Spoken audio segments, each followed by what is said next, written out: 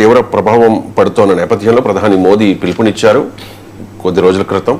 ఏడాది వరకు బంగారం ఎవరు కొనవద్దు అని చెప్పి బయట.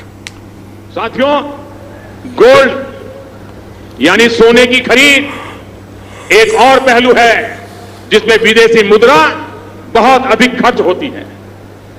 एक जमाना था जब संकट आता था, कोई युद्ध होता था, तो लोग देश हित में सोना दान दे देते थे। आज दान की जरूरत नहीं है, लेकिन देश हित में हमको ये तय करना पड़ेगा कि साल भर तक घर में कोई भी फंक्शन हो, कोई भी कार्यक्रम हो, हम सोने के गहने नहीं खरीदेंगे, सोना नहीं खरीदेंगे।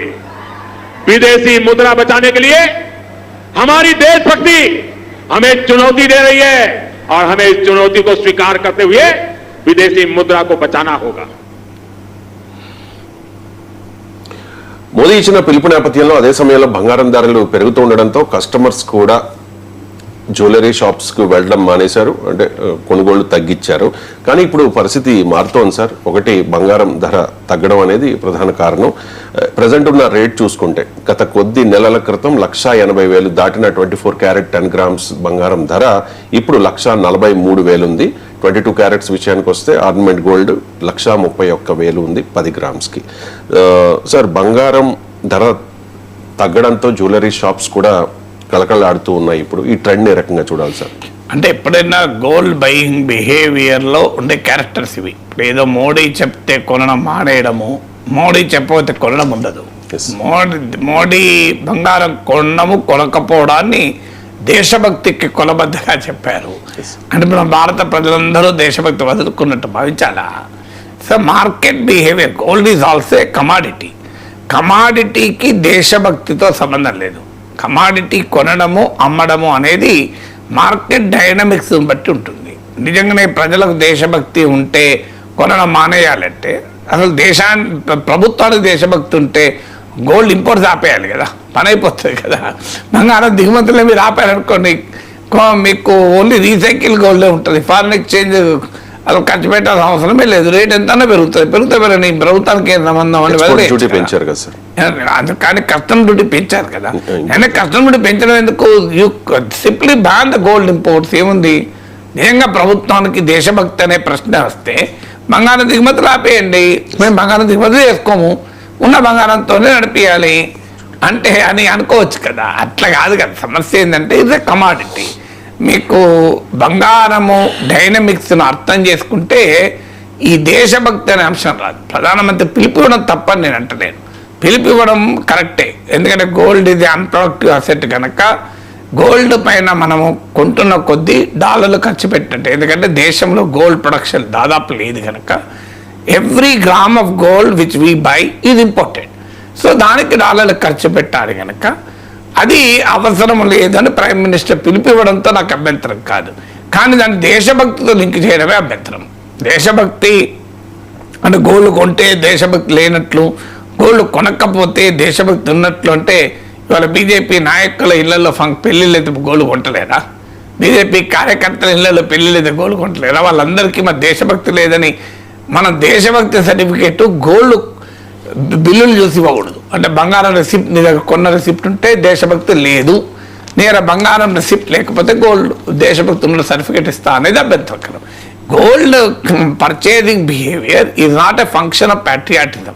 దేశభక్తిపై ఆధారపడి ఉండదు. గోల్డ్ పర్చేజింగ్ బిహేవియర్ కొన్న క్యారెక్టర్స్ ఏంటి, గోల్డ్ ఎందుకు కొంటున్నారో అర్థమైతే ఈ సమస్య రాదు.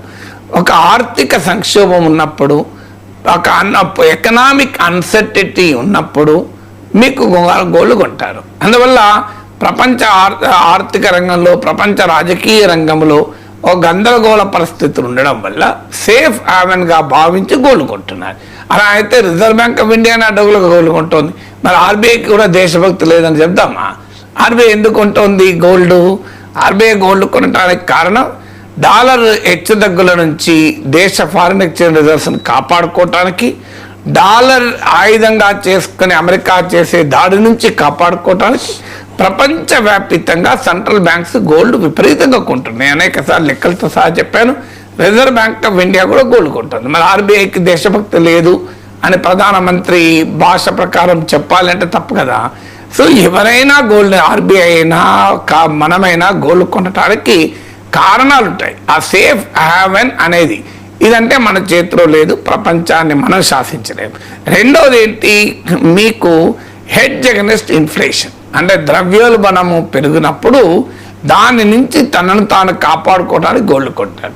సో మీరు ద్రవ్యోల్బణాన్ని నియంత్రిస్తే ఆటోమేటిక్గా గోల్డ్ కొనడం తగ్గుతుంది. మూడవది ఏంటి, ఇతర రకాల ఇన్వెస్ట్మెంట్ ఆపర్చునిటీస్ అట్రాక్టివ్గా లేనప్పుడు గోల్డ్ కొంటారు. మీకు రియల్ ఎస్టేట్ అట్రాక్టివ్గా లేదు, స్టాక్ మార్కెట్ వొలటైల్గా ఉంది, గందరగోళంగా ఉంది, ఎక్కడ పెట్టుకోవాలో తెలియనప్పుడు మీకు అప్పుడు గోల్డ్ కొంటారు. అంటే మీరు గనక ప్రజలకు బెటర్ ఇన్వెస్ట్మెంట్ ఆపర్చునిటీస్ కల్పించండి ఎకానమీలో, ప్రజలు ఎందుకు గోల్డ్ కొంటారు? ఇప్పుడు మీకు వ్యాపారం ఉంది రవిశంకర్, మీరు ఆ వ్యాపారానికి మీకు 50 లక్షలు ఉన్నాయి, మీ వ్యాపారం ఆల్రెడీ నడుస్తుంది, ఇంకా బాగా ఎక్స్పాండ్ చేసుకోవడానికి అవకాశం ఉంది. మీ దగ్గర 50 లక్షలతో మీరు ఏం చేస్తారు? గోల్డ్ కొని పెట్టుకుంటారా? నెక్లెస్ కొని ఇంట్లో పెట్టుకుంటారా? వడ్డానం ఇంట్లో పెట్టుకుంటారా? మీరు ఆ వ్యాపారం మీద పెట్టుబడి పెడతారు.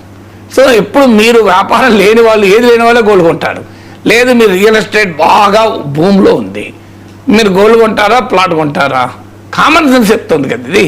రియల్ ఎస్టేట్ భూమిలో ఉంటే గోల్డ్ కొన్నారు, ప్లాట్లే కొంటారు జనం.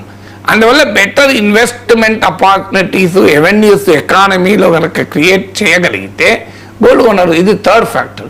ఫోర్త్ ఫ్యాక్టర్ అంటే బెటర్ సేవింగ్ ఇన్స్ట్రుమెంట్స్. ఇప్పుడు గోల్డ్ ఎందుకు అంటారు? గోల్డ్ మీద రేట్ ఆఫ్ రిటర్న్ ఎంత ఉంది, రిటర్న్ ఆన్ ఇన్వెస్ట్మెంట్ ROI అంటారు. మీకు ఒక ఫిక్స్డ్ డిపాజిట్ పైన వచ్చే ఇంట్రెస్ట్ తక్కువ, దాంట్లో కూడా మళ్ళీ ఇన్కమ్ ట్యాక్స్ పోతుంది 10,000 దాటితే. మీకు స్మాల్ సేవింగ్స్, పోస్టల్ వాటిపై కూడా ఇంట్రెస్ట్ రేట్లు భారీగా తగ్గించారు. పిఎఫ్లపై కూడా చిన్న సామాన్య కార్మికులు పెట్టుకునే పిఎఫ్లో కూడా ఇంట్రెస్ట్ రేట్ తక్కువ. ఏం చేయమంటారు మరి ప్రజల్ని? గోల్డ్ మీదనేమో భయంకరమైన రేట్ ఆఫ్ రిటర్న్, మీకు ఒక 3 ఏళ్ల కింద గోల్డ్ కొంటే ఇవాళ డబుల్ అయింది. సో అందువల్ల ప్రజలు ఏం ఆలోచిస్తారంటే ఇతర సేవింగ్ ఇన్స్ట్రుమెంట్స్ మీరు అట్రాక్టివ్ చేయండి, గోల్డ్ కొనమని కొన్నారు. మీరు పిఎఫ్ పైన 12% ఇవ్వండి కార్మికులకు. ఎవరైనా గోల్డ్ కొంటారో పిఎఫ్లో దాచుకుంటారో చూడండి, 12% ఎక్కువ అవసరం లేదు. ఇలా systematic investment plans and mutual funds ఉన్నాయి. భారీగా మధ్యతరగతి మనీ సేవింగ్స్ అలా పోతున్నాయి. ఇవాళ ఎందుకు పోతున్నాయి? బికాజ్ ఇది ఎంత రేట్ ఆఫ్ రిటర్న్ మీకు mutual funds systematic investment plan పైన అరౌండ్ 12% మించి రాదు పెద్దగా. ఎన్నడో ఒకసారి స్టాక్ మార్కెట్ బాగా ఊపులో ఉన్నప్పుడు వస్తుంది తప్ప నార్మల్గా 10-12% రిటర్న్ వస్తుంది. 10-12% రిటర్న్ ఆశించి ఇలా కోట్లాది మంది Indian middle class including young people కూడా పెద్ద ఎత్తున ఈ సిప్పులలో పెట్టుబడి పెడుతున్నారు. ఎందుకు మరి మీరు అదే మీకు పిఎఫ్లోనే 12% ఇవ్వండి, నేను ఛాలెంజ్ చేస్తాను. మీకు సిప్పులలో పెట్టరు, మీకు బంగారాలో పెట్టరు, అంతా పిఎఫ్లోనే పెడతారు.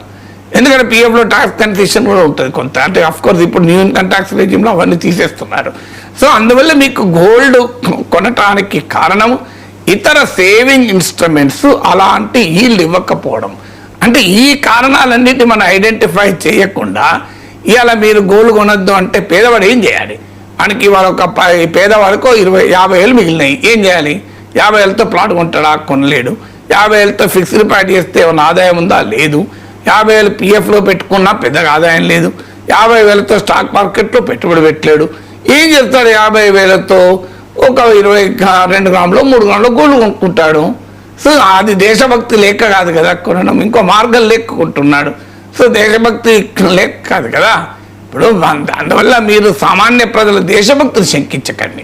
మీరు గోల్డ్ కొనడం ఆపండి అని ఒక ప్రైమ్ మినిస్టర్ హోదాలో అపీల్ ఇవ్వడం తప్పేమి కాదు. దాన్ని దేశభక్తితో లింక్ చేయకండి అనేది నా పాయింట్. ఇవాళ 3 గ్రాములు 2 గ్రాములు ఇంకో మార్గం లేక ఇప్పుడు 50 ఇంతకుముందు 50 వేల సేవింగ్స్ని ఏం చేయాలి? దాన్ని మీరు ఏం చేస్తారు? 50 వేల సేవింగ్స్తో వ్యాపారం చేయలేరు, 50 వేల సేవింగ్స్తో రియల్ ఎస్టేట్ చేయలేరు, 50 వేల సేవింగ్స్తో మీకు ఒక ఫ్లాట్ కొనలేరు, అపార్ట్మెంట్ కొనలేరు, 50 వేల సేవింగ్స్తో ల్యాండ్ కొనలేరు, ఎక్కడ అగ్రికల్చర్ ల్యాండ్ ఒక గుంట కూడా రాదు, 50 వేలతో స్టాక్ మార్కెట్లో పెట్టుబడి పెట్టలేరు. ఇక మీకు సిప్లో మ్యూచువల్ ఫండ్లో పెట్టాలంటే భయము. మీరు ఏం చేయాలి? సులభమైన మార్గం ఏంటంటే 50 వేలు తీసుకెళ్ళి ఓ 3 గ్రాములు 4 గ్రాములు గోల్డ్ వస్తుంది, కొని పెట్టుకుంటాడు ఆశ. ఎందుకంటే మళ్ళీ ఎప్పుడంటే అప్పుడు మళ్ళీ డబ్బు వస్తుందని. ఇలా ఒక సామాన్యుడు ఆలోచిస్తే ఆ సామాన్యుడు దేశభక్తి లేనివాడు, సామాన్యుడి దేశభక్తిని మీరు గీట్రాయిగా ఎలా కొలుస్తారనేది నా క్వశ్చన్. బీఆర్ఎస్ పార్టీ పుంజుకుంటోంది, వచ్చే ఎన్నికల్లో ఖచ్చితంగా